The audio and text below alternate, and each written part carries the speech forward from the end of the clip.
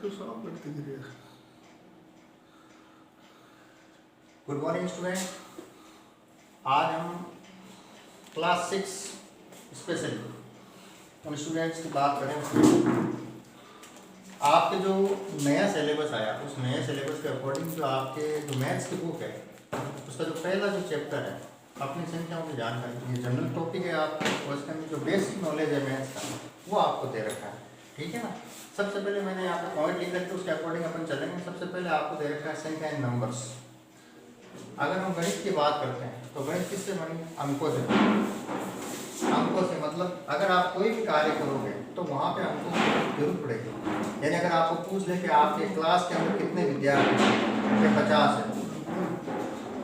है ना, और यहाँ पर अगर अपन बात करें तो मान लो आपके पास रुपए कितने हैं, तो किसी ने कहा मेरे पास 100 रुपए है, ठीक है ना। कि आपके पास मान लो कि कोई भी चीज़ आपकी जैसे बुक्स है या कोई कॉपी किताब है या फिर आपके घर में सदस्य कितने हैं या फिर आपके मोहल्ले के अंदर लोग कितने हैं, हर चीज़ की अगर अपन बात करें तो वहाँ पे संख्याओं की बात होगी। तो आप 50 लिखा, कहीं पे 100 आ गई। अगर मान लो अगर किसी के आप कीमत पूछ रहे हो या प्राइस पूछ रहे हो तो वहाँ पर अपन की जैसे किसी की 5000 है तो आप 5000 लिखते हो, है क्या नहीं। इस प्रकार से ये संख्याओं का क्रम चलता है। छोटी से छोटी संख्या होती है, आप देखते हो आप 1 रुपये से लेके बड़ी से बड़ी चीज़ अगर आप खरीदते हो या कोई बात अगर अपन करते हैं तो ये संख्या जो है कहाँ तक जाती है? लाखों में जाती है या करोड़ों में जाती है। आपके सिलेबस के हिसाब से जो है लाखों के अंदर आपकी संख्याओं के बारे में जानकारी दे रखी है। अब बात करते हैं अपन संख्याओं की तुलना इन कंपेरिजन। अगर मान लो किसी परिवार के अंदर 2 भाई बहन है या 3 भाई बहन है, तो अगर उनको पैसे मिलते हैं तो अपने पैसों की तुलना करते हैं कि पापा ने मेरे को 50 रुपये दिए, किसी ने कहा मेरे को 40 रुपये दिए, किसी ने कहा मेरे को 100 रुपये दिए। तो ये हो गई राशि की तुलना। तुलना करने का मतलब ये है कि आपके पास कितने रुपए, दूसरे के पास कितने रुपए।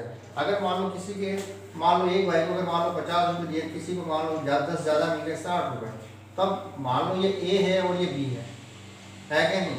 तो तुलना करने पर ये देखेंगे भाई बी के पास ज़्यादा रुपये है और ए के पास कम रुपये। तो इस प्रकार से हम राशियों की तुलना करते हैं, यानी संख्याओं की तुलना करते हैं। यानी हमें इससे ये पता चलता है कि कौन सी संख्या बड़ी है और कौन सी संख्या छोटी है। अगर मैं एक जनरली अगर आपसे यहाँ पे एक जनरल सवाल लेता हूँ, जैसे मैंने कुछ संख्याएं लिख दी यहाँ पे,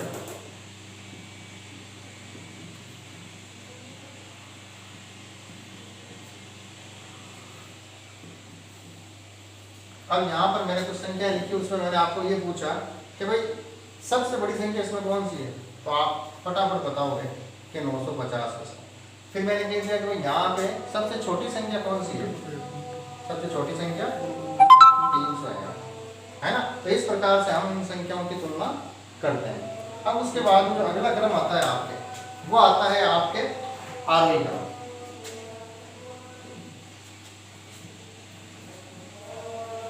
आरोही क्रम मतलब इंग्लिश में क्या बोलते हैं इसको? Ascending order. असेंडिंग ऑर्डर में क्या होगा कि संख्या को छोटे से बड़े के क्रम में जमाते हैं। जैसे कुछ संख्या मैंने यहाँ पे ले लेता हूँ, एक सवाल आपको समझा देता हूँ।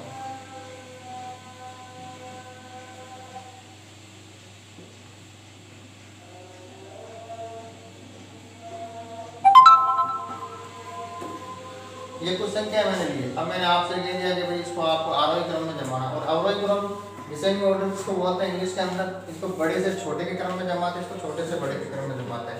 अब आपको यहाँ पे पूछ रहे हैं सबसे छोटी संख्या कौन सी, तो आपको देखो जनरली इसे मैं लिख रखी है कि 5001। उससे बड़ी आपको क्या आ जाएगी 6000।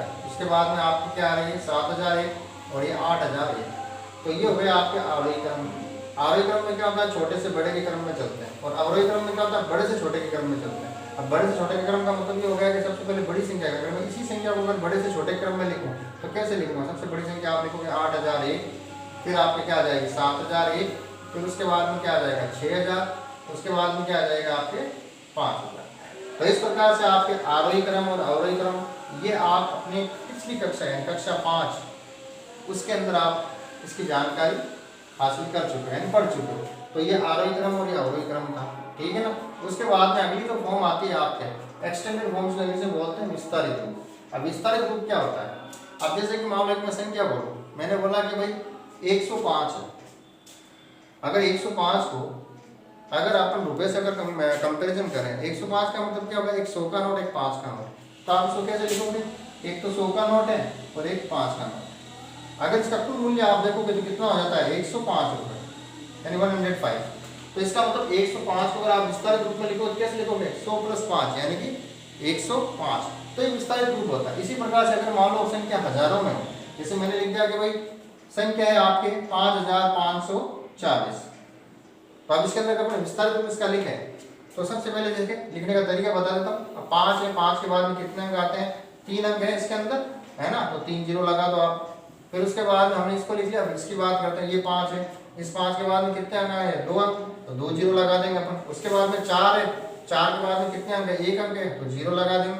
फिर उसके बाद में आपके 0 है, 0 के अंत में सबसे अंतिम जो अंक होता है वो ऐसे कैसे आ जाएगा, उसके पीछे कोई 0 नहीं लगेगा। जैसे कुछ एग्जाम्पल वो लेते हैं अपन, एक बड़ी संख्या ले ली मैंने, ठीक है। अब इसको अगर मैं विस्तारित रूप में लिखूं तो कैसे लिखूंगा, सबसे पहले आपके 9 आए, 9 के बाद में कितने अंक आ रहे हैं आपके 4, तो 4 जीरो लगाओगे आप। उसके बाद में 0, तो 0 के बाद 3 अंक है, तो आप इसको 0 के बाद में 3 जीरो लगाओ तो जरूरी नहीं है, इसको ऐसे ही आप छोड़ सकते हो।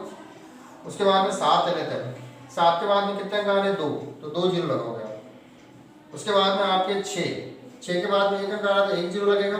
फिर उसके बाद में 5 है, तो 5 अंतिम अंक है, तो ऐसे कैसे लिखा जाएगा। तो इस प्रकार से आप विस्तारित रूप इसको एक्सटेंडेड फॉर्म बोला जाता है, इसको इस प्रकार से लिखोगे। उसके बाद अपन बात करते हैं स्थानीय मान। किसके? स्थानीय मान। स्थानीय मान क्या होता है?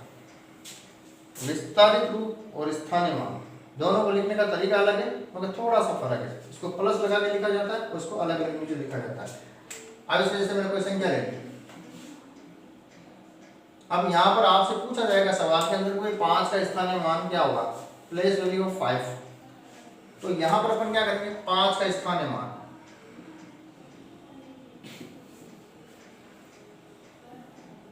स्थानीय मान को क्या बोला जाता है, प्लेस वैल्यू बोला जाता है। तो 5 के बाद में कितने अंक है आपके 3 अंक है, तो 5 के बाद में आपने लिख दिया। तो 5 का स्थानीय मान क्या हो गया 5000। इसी प्रकार से अगर अपन 4 का स्थानीय मान करें,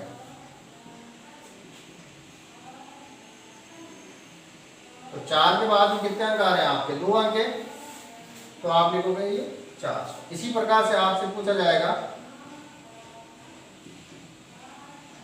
3 का स्थानीय मान। अब 3 का स्थानीय मान, 3 के बाद में कितने अंक आ रहे हैं 1 अंक है, तो ये हो जाएगा 30। इसके बाद में आपसे पूछा जाएगा कि भाई 2 का स्थानीय मान,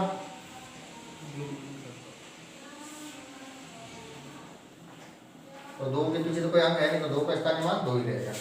इस प्रकार से जरूरी नहीं कि आपको सभी के स्थानीय मान पूछे जाए। संख्या यदि उसमें केवल पूछे केवल 5 का स्थानीय मान बताओ, या केवल 4 का बताओ, या केवल 3 का बताओ, या केवल 2 का, इस प्रकार से जो है इसके स्थानीय मान निकाले। तो हमने आज की क्लास में क्या चर्चा की, संख्याओं के बारे में जानकारी प्राप्त की। उसके बाद में संख्याओं की तुलना करते हैं अपन। उसके बाद में संख्याओं का जो क्रम, आरोही क्रम और अवरोही क्रम, जिसको इंग्लिश में बोलते हैं असेंडिंग ऑर्डर, डिसेंडिंग ऑर्डर। आरोही क्रम का मतलब क्या होता है, छोटे से बड़े के क्रम में चलना। अवरोही क्रम का मतलब क्या होता है, बड़े से छोटे के क्रम में चलना। उसके बाद में हमने विस्तारित रूप की बात की, जिसको इंग्लिश में बोलते हैं एक्सटेंडेड फॉर्म। विस्तारित रूप यानी संख्याओं का विस्तार किया जाता है, ठीक है ना। उसके बाद हमने बात की कौन सी, स्थानीय मान, इसको प्लेस वैल्यू बोला जाता है, जो कि इसका एग्जांपल अपन समझ चुके हैं। तो आज की क्लास में इतना ही। नेक्स्ट क्लास में अपन एक्सरसाइज फर्स्ट क्वेश्चन आंसर और उससे जुड़े हुए टॉपिक की चर्चा करेंगे। Thank you.